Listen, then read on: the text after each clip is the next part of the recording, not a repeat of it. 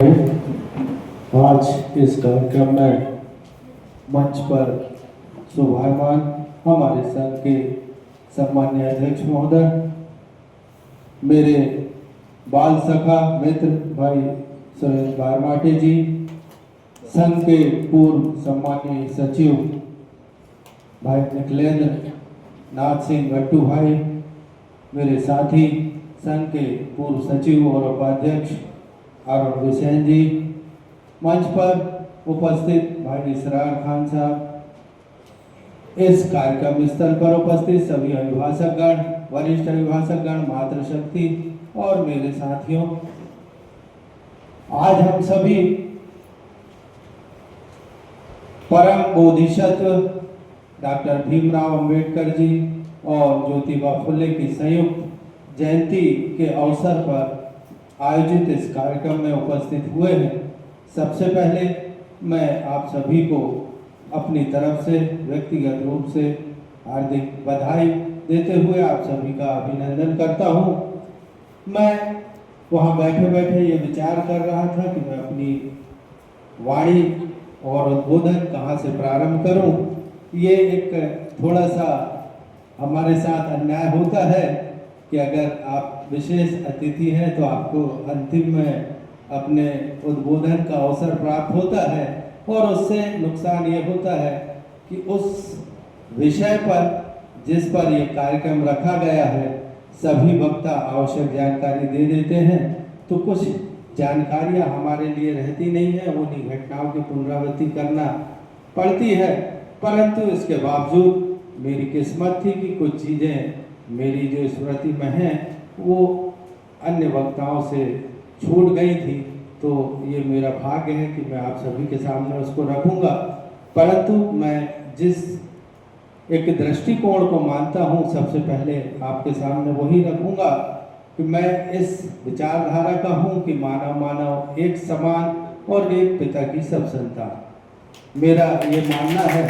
इसके बाद मैं अपनी बात प्रारंभ करूंगा कि जैसा आज हम सभी जो जयंती का आयोजन कर रहे हैं संयुक्त रूप से हमारे परम बोधिसत्व डॉक्टर साहब के बारे में और हमारे ज्योतिबा फुले, तो सबसे पहले डॉक्टर साहब के बारे में बार बार कहने को आया और हमारे एक वक्ता ने ये जानकारी भी दी कि एक उपाधि उन्होंने प्राप्त की थी 4 वर्ष के कठिन शिक्षा के उपरांत, और उन्हें वो सिंबल ऑफ नॉलेज की उपाधि प्राप्त हुई थी। और मेरे साथी बारमाटे जी ने भी बताया कि अभी 2 भारत में ऐसी शख्सियत थी जिनके पास ये उपलब्धि प्राप्त थी, ऐसी परीक्षाएं उत्तीर्ण की थी। निश्चित रूप से ये बात सही है और ये अपने आप में एक कोहिनूर जैसी बात है, लैंडमार्क है जो हर किसी के लिए संभव नहीं है। तो वैसे भी उनका जीवन हम सभी के लिए अनुकरणीय तो है ही, साथ ही वो दिन 14 अप्रैल 1891 का जो हम सबको गौरवान्वित महसूस कराता है, हमारे मध्य प्रदेश इंदौर के अंतर्गत जो महू है वहाँ इस हस्ती का जन्म हुआ था।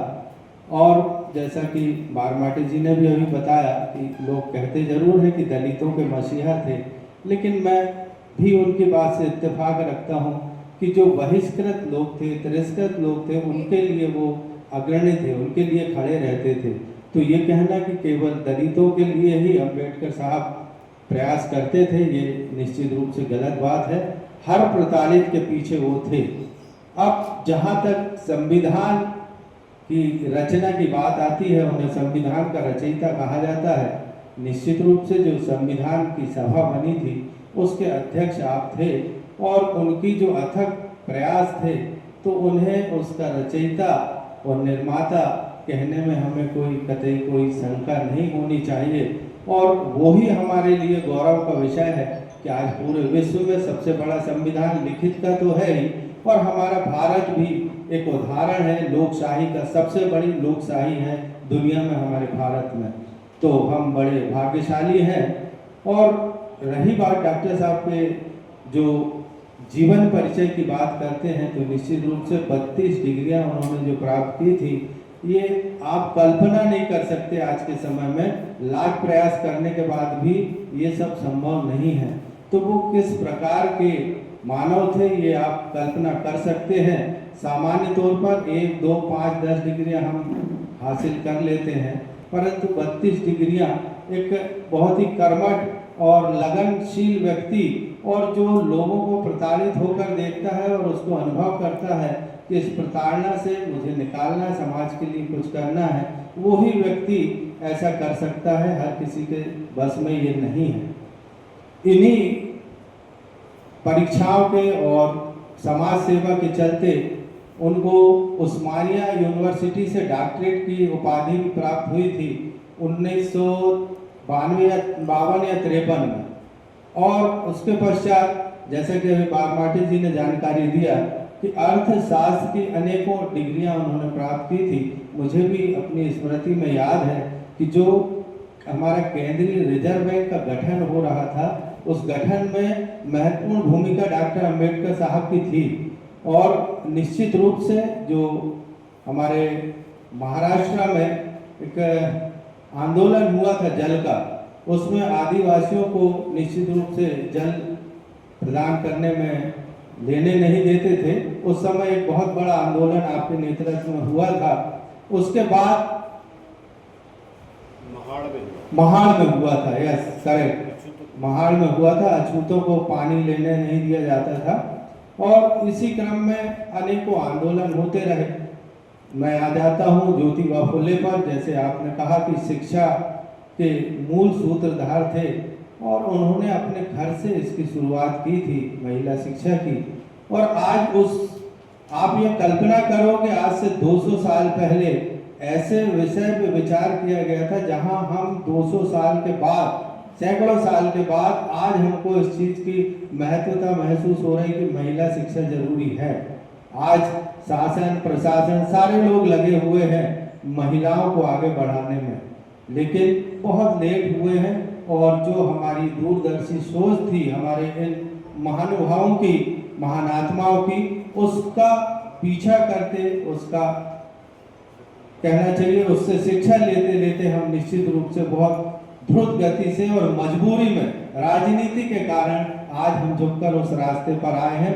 लेकिन प्रासंगिक वही है, प्रासंगिकता उस समय थी, आज आप उसको महसूस कर रहे हैं। विलंब से आए, देर से आए, पर दुरुस्त आए। और उसका उदाहरण है कि हमारी राष्ट्रपति भी महिलाएं रह चुकी हैं। आज हमारी जो है वित्त मंत्री भी महिलाएं हैं और साथ साथ हमारे जो सेना में भी भर्तियां हो रही हैं।